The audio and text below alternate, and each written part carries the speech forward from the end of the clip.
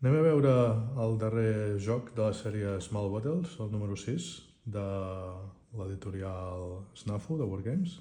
Aquest número s'anomena Operation Bullebang, això és un nom en danès, que traduït seria com colpejar els abusadors, més o menys. I l'alliberament de Tango 2, que és, ara us explicarem, la posició que havien d'alliberar amb la missió. Nordbat 2 és el grup operatiu danès encarregat escandinau, encarregat de mantenir una posició a Bòsnia i Herzegovina. Això és una operació del 29 d'abril de 1994 durant la guerra de Bòsnia als Balcans. Aquest joc és del dissenyador Nikola Sagini i ens ve presentat, com tots els jocs de la sèrie Small Battles, en una bossa. L'obrirem i mirarem els seus components.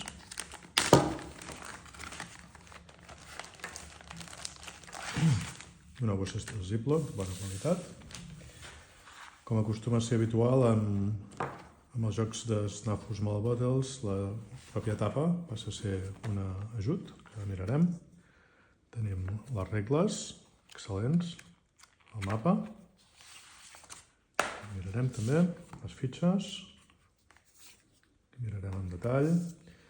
Aquí més ajuts i aquí a la contraportada veiem una mica les fitxes, ens explica els requeriments, el mapa, el número de fitxes, la durada de la partida i els autors, el disseny del joc Nikola Sagini, l'art de Nils Johansson, que n'ha fet diversos també de Snafu, desenvolupament Òscar Oliver, Ivan Prat, Marc Figueres.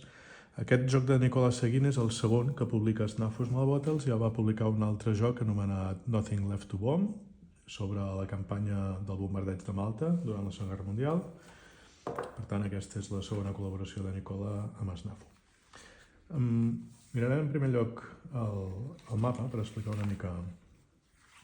Ja veureu que és un mapa molt original i explicarem una mica la situació del joc.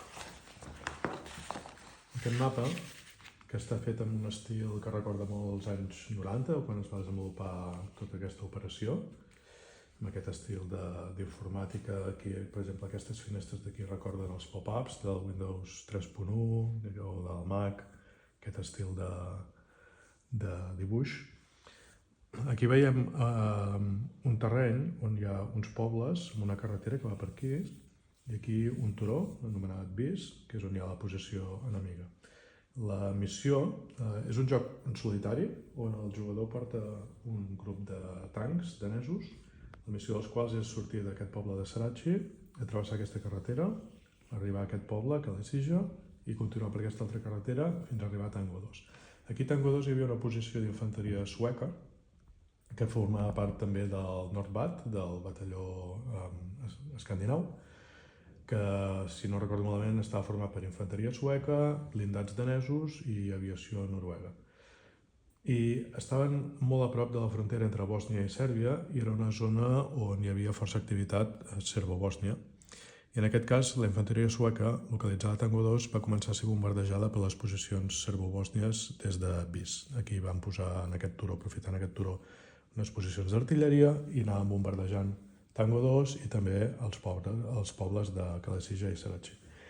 És en aquesta situació que els danesos reben l'ordre d'ajudar i la missió és agafar tancs Leopard 1, recórrer tota la carretera i arribar fins a Tango 2 i en la posició allà, si els tancs són atacats, ells respondran al foc amb una efectivitat de forces de l'OTAN bastant més forta que les dels serbo-bosnis.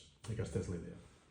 El que va passant és que aquesta carretera era molt difícil de transitar, molt estreta, hi havia població civil, els serbo-bosnis van acabar disparant moltíssim i van danyar alguns dels tancs i davant la possibilitat d'acabar tenint baixes, el comandant danès va ordenar un foc a discreció contra les posicions serbo-bòsnies i les va destruir, la qual cosa va provocar un cert enrenou polític per si s'havia abusat massa de la força tenint en compte el conjunt de situació. Hi havia una població civil que estava sent bombardejada, hi havia unes forces de l'ONU que en teoria havien d'impedir el bombardeig, no aconseguien impedir-ho i al final, quan van decidir atacar, van destruir la posició enemiga. I això és una cosa que encara a Dinamarca ha aixecat cua. En aquest cas, el jugador en solitari ha d'aconseguir reduir l'ús de la força per part dels serbobosnis sense haver-los d'usar o restringint-se una mica en l'ús de la força. Aquest seria el mapa, després us explicaré amb més detall els seus components, abans d'anem a mirar la resta de components. Sobre el mapa veurem aquestes fitxes. Aquí tenim els tancs dels Leopard 1 danesos. Aquests són els tancs que poden fer foc i aquí tenim els dos APCs des d'on hi ha els comandants. El jugador està situat en aquest vehicle d'aquí, perquè de fet, si girem les peces, veiem aquest d'aquí, B-L2, it's you. El jugador des d'aquí ha de dirigir les operacions. Això és un T-55 dels serbobosnis i això són marcadors de foc. Aquí tenim més peces que són les ordres que es poden donar, danys en els tancs, atacs de metralladores i de coets i artilleria. Aquests marcadors els anirem posant per aquí situats al mapa i aquests tancs són els que aniran avançant per la carretera intentant arribar fins aquí a Tango 2. Els dibuixos de les fitxes són d'una qualitat excel·lent, com podeu comprovar. Tenim les taules d'ajut que haurem de situar al voltant de la taula. En tenim 4. Aquesta és la matriu d'ordres. El funcionament del joc serà que el jugador agafa aquest tipus de fitxes d'equip. Veieu que per darrere són totes tapades iguals i s'agafen a l'atzar, es giren i en funció dels colors es creuen aquí en aquesta matriu. Això permetrà al jugador fer diverses accions de moure, de foc, a les quals les haurà d'assignar aquí baix en els diversos vehicles i aquests vehicles a cada torn aniran seguint l'ordre fins a complir-lo. Aquí diu cada tipus d'ordre com s'executa. Hi ha les ordres de moviment, de disparar, d'arrossegar un tanc danyat o de demanar un atac aeri. Això ho tindrem al costat i a mesura que anem jugant anirem transferint les ordres sobre el mapa. Aquí tenim la resta són ajuts que no cal tenir-los aquí posats sobre el mapa, sinó que es poden anar consultant. Aquí tenim la seqüència del torn. Aquí tenim els Rules of Engagement, són les ordres que té la unitat sobre si pot disparar a l'enemic o no pot. Les tropes de l'OTAN, i les de l'ONU, i les de qualsevol país democràtic, no poden fer el que vulguin. Sempre primer necessiten rebre ordres polítiques i després tenen una sèrie de normes sobre quan poden disparar i amb quina quantitat poden disparar, de manera que sempre es mira de limitar els danys.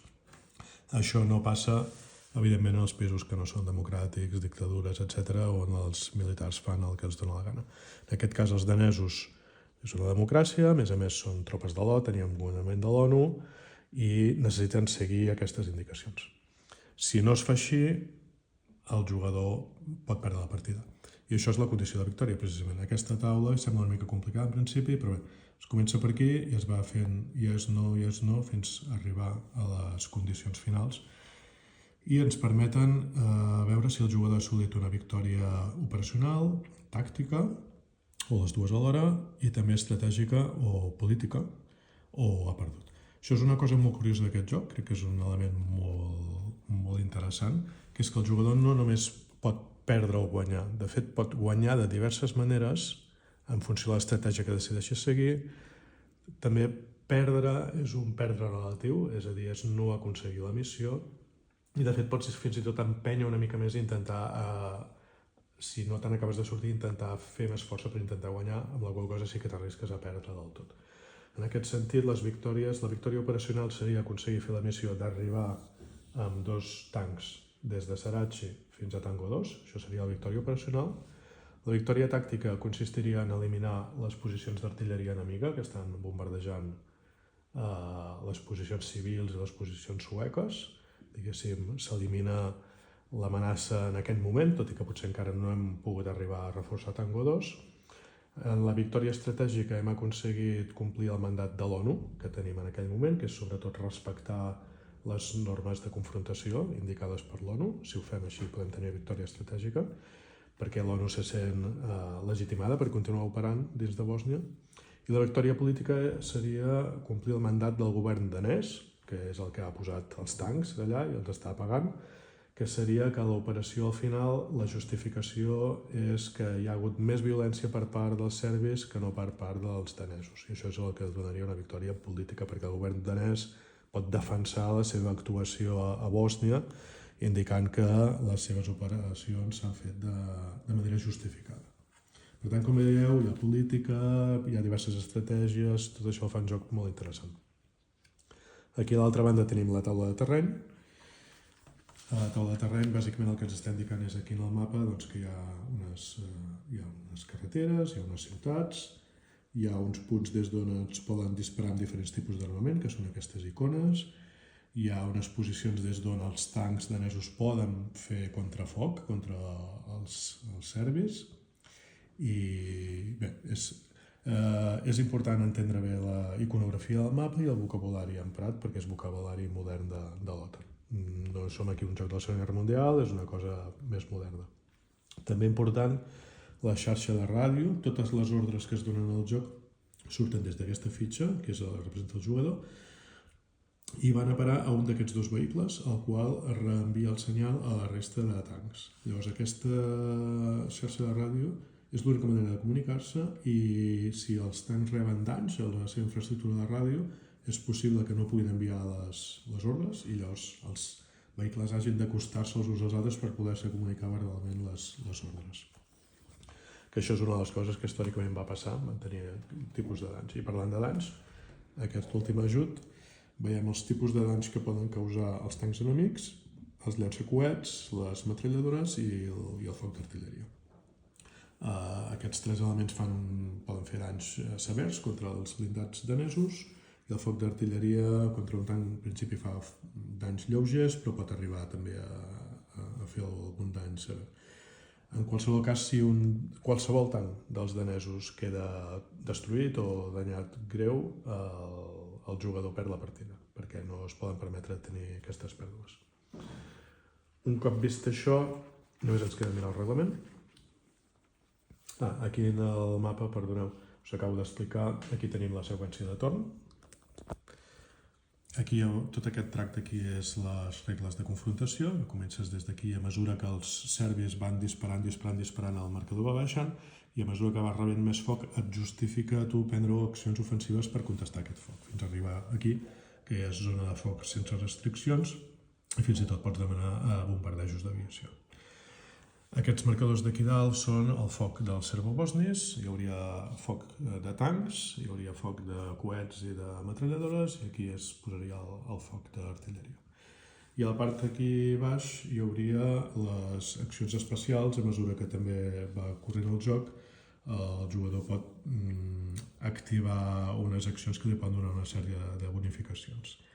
I el que necessita haver aguantat les normes de confrontació durant força temps per poder-hi accedir. Són aquestes caselles d'aquí. Un cop vist això, anem a mirar el reglament.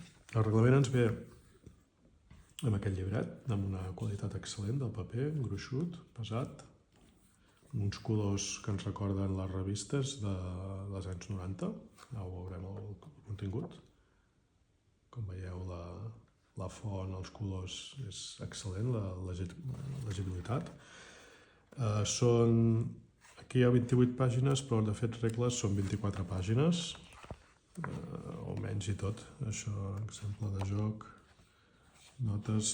De fet, acaben sent 18 pàgines de regles i la resta tot són notes, ara ho veurem.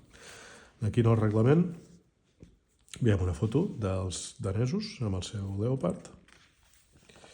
Aquí hi ha una introducció històrica i ens situen un mapa on van passar aquests fets, ens expliquen els components, amb exemples a tot color, les icones en color també. Com veieu, aquesta formatació ens recorda molt una revista, com podria ser les que hi havia al món anterior a internet. La preparació del joc i la seqüència de joc. Aquí amb una altra foto d'un d'aquests vehicles danesos, com veieu, pintats de color blanc i amb el mandat de Nacions Unides, perquè fossin clarament distingibles, que eren tropes de l'ONU i que no es podia fer actes de violència davant seu, però ja sabem que molta gent ho ignora. Com es donen les ordres, el que us comentava de la ràdio. Aquí la matriu d'ordres. Això, per exemple, és els tipus de visors que s'estan fent servir en els tancs, els quals poden ser danyats pels atacs d'artilleria. Com es resol el torn. Aquest és el turó d'avís des de les posicions, des d'on hi ha la posició serbo-bòsnia, i des d'aquí bombardejaven en aquesta altra carena d'aquí, que és on transcorre la carretera, des de Sarachi cap a Kalesija i cap a Tango 2, seria aquesta carretera aquí, anant cap allà. I com veieu, tot això és pla, hi ha aquest turó, i els serbis van posar l'artilleria aquí, i des d'aquí anaven bombardejant tots aquests pobles que es veuen aquí a l'altra banda, que estaven habitats per bosnis.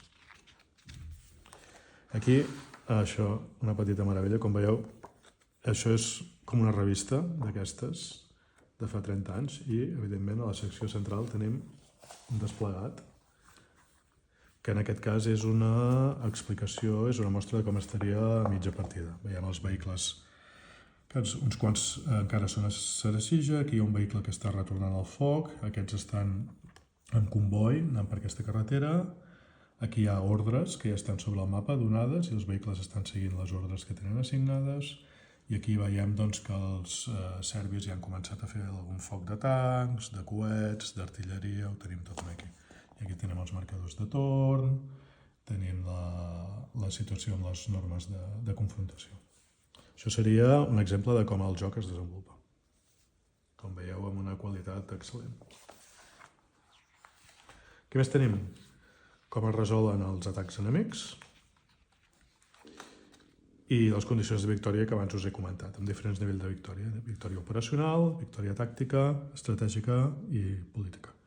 Aquí tenim les notes del dissenyador, d'en Nicola, amb una foto d'un dels comandants danesos, dels tancs.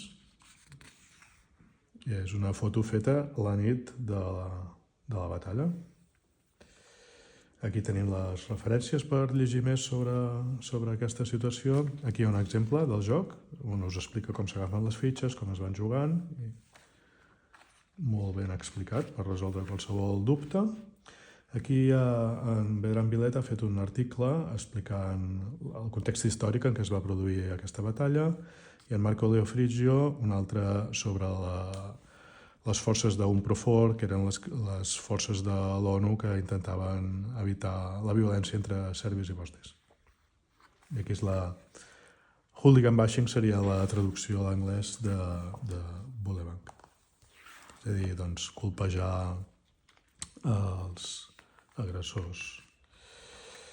Aquí tenim el vocabulari que es fa servir durant el reglament. Ja ho veureu, és un vocabulari molt tècnic, és el que fa servir l'OTAN, i l'explicació de les fitxes. I ja està.